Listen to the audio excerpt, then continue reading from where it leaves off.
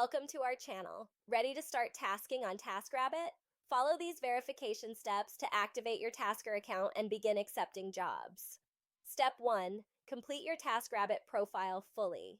Add a professional photo, detailed bio, and list all your skills and experience. Step 2. Submit your identification documents. Upload a clear photo of government-issued ID for identity verification. Step 3. Complete the background check process.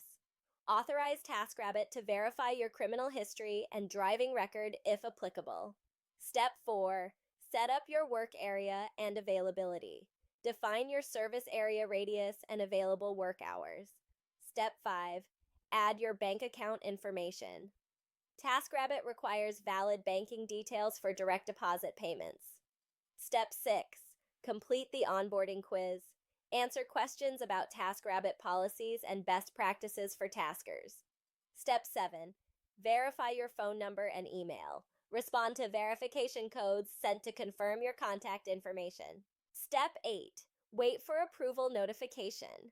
Verification typically takes 1 to 4 business days. Check email for approval or additional requirements. Don't forget to like this video and subscribe to our channel.